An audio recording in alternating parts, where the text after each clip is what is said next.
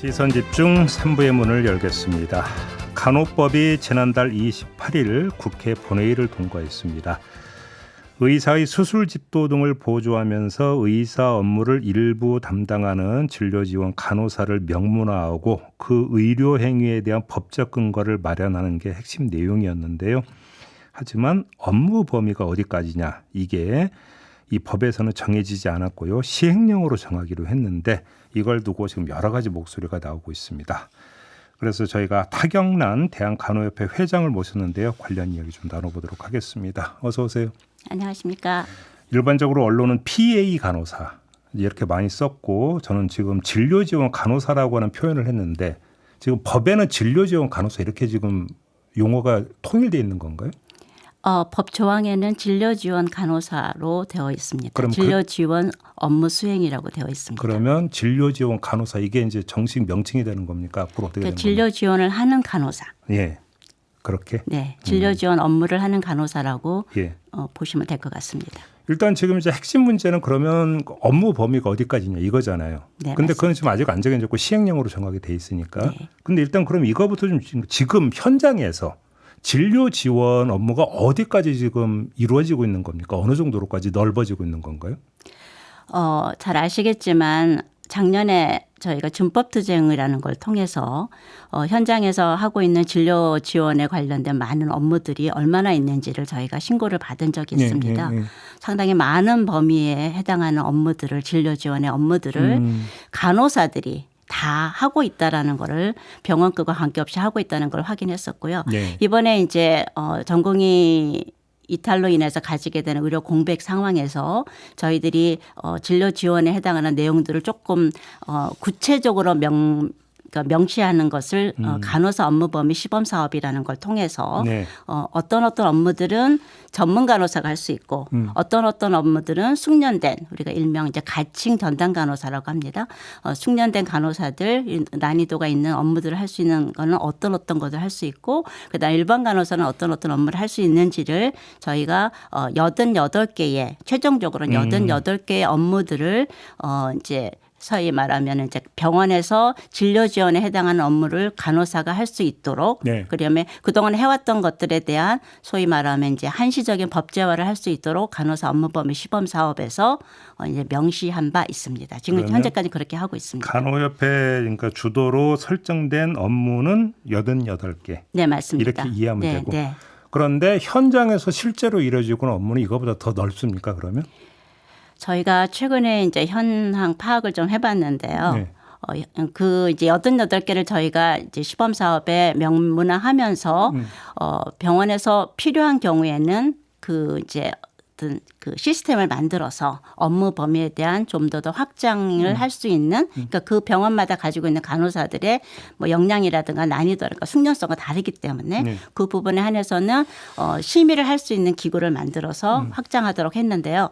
지금 현재 시범 사업을 하고 있는 병원들은 그런 절차들을 잘 밟고 있습니다. 그런데 시범 사업을 하지 않는 병원들은 조금 표현은 그렇습니다. 모든 걸 다 하고 있다라고 보시면 될 것 그러면 이제 같습니다. 실태 조사를 한 바 있다고 말씀 주셨잖아요. 그러면 실태 조사를 해봤더니 이 업무까지 지금 진료 지원 간호사한테 맡기는 거 이건 말이 안 된다. 네. 불합리하다. 네. 혹시 그런 예가 있다면 어떤 게 있었습니까?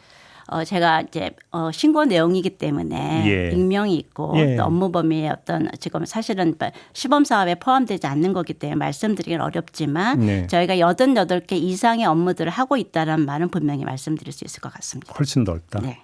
그러면 지금 이 시행령을 만드는 과정에서는 범위를 확 줄여야 된다. 좀 더 구체적인 범위와 그다음에 간호사 역량에 대한 기준을 가지고 그 이제 적절한 업무를 할 수 있는 그러한 부분들은 시행령을 통해서 마련해 가는 것이 맞다고 생각합니다. 조금 전에 회장님도 어떤 전문성이나 숙련도를 말씀을 하셨는데 네. 진료 지원 업무를 하기 위해서는 거기에 요구되는 전문성이라고 하는 게 있고 또 숙련 기간이라는 게 따라 붙어야 되는 거 아니겠습니까? 그러니까 교육과 훈련이 꼭 필수적입니다. 그러니까 바로 그 부분도 중요한데 이게 네. 지금 법에는 명시가 안 돼 있습니까? 간호법인 이것도 시행령으로 넘어가는 내용인가요?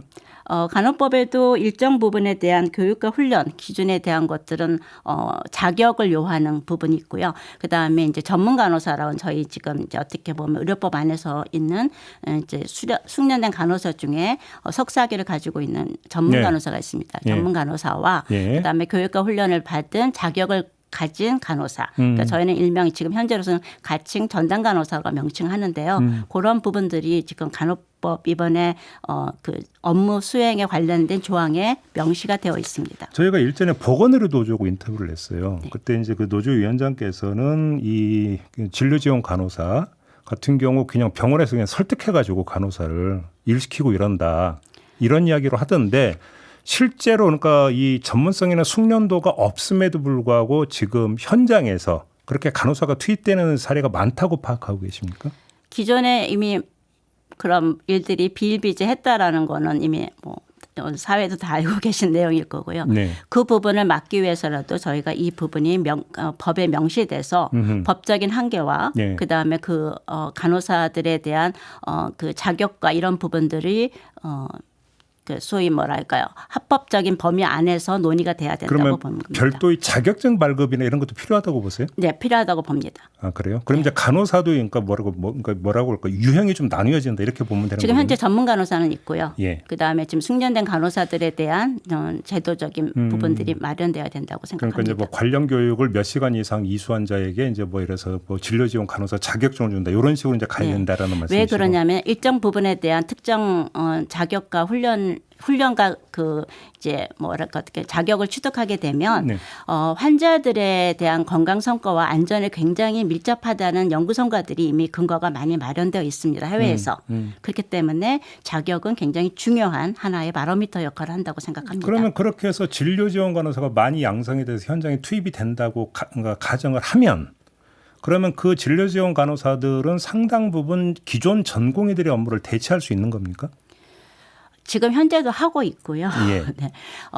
잘 아시겠지만 의료인들은 협업을 통해서 일을 할 수밖에 없습니다. 의료 기술의 발달이라든가 네. 그다음에 환자의 어떤 복합적인 상황들을 통해서 그래서 지금 그런 팀워크를 하는 데 있어서 좀 더 합법적인 차원에서 팀워크를 할 수 있도록 하기 위해서는 의사와 그다음에 진료 지원 간호사 또는 간호사가 예. 이 부분을 함께 예. 환자의 어떤 건강 성과를 위해 최선을 다하는 게 지금 어떻게 보면 가장 안전하고 그다음에 합법적이라는 거에 대한 거를 기준을 가질 수밖에 없다고. 그러면 그래서 업무 범위라든지 자격증 문제라든지 이런 것들에 대해서 보건복지부로 좀 논의를 해 오셨어요? 네, 그동안에 지금 간호사 업무 범위 시범 사업 지금 의료 공백에서 하고 있는 것도 복지부와 계속 긴밀하게 예.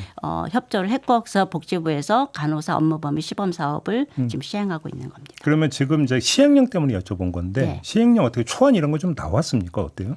지금 현재 저희가 여러 가지 준비를 하고 있습니다. 예. 그다음에 지금 간호사 업무법의 시범 사업에 대한 이제 소위 이제 중간 평가도 좀 하고 있고요. 그래서 이 부분에 대한 현장 목소리를 더 듣고 그다음에 이제 복지부와 긴밀하게 그 부분을 소통하고 있다는 말씀까지만 드리겠습니다. 그래요. 그럼 회장님 모신 김에 좀 다른 문제 하나 좀 여쭙고 마무리할게요. 지금 응급실 문제가 이제 계속 뉴스를 타고 있지 않습니까? 계속 그러니까 응급실을 못 잡아서 막 계속 뺑뺑이 돌고 있다는 얘기 계속 나오고 있는 상황인데 간호협회 차원에서는 그 실태를 어떻게 파악하고 어느 정도로 심각한 걸로 좀 파악하고 계세요? 간호사들은 현장을 떠나지 않았습니다. 예, 그렇죠. 예. 그러니까 누구보다 잘할 거 아닙니까? 응급실 실태가 어떤지를. 저희들은 지금 현장에서 어쨌든 응급실의 정상화를 위해서 굉장히 노력을 하고 있고요. 예. 사실은 이제 의료진 중에서 의사 부족이라는 부분이 뭐 과거에도 있었고 오늘도 있지만 좀 더 심각하다는 거는 알 수 있다고 보는데요. 네.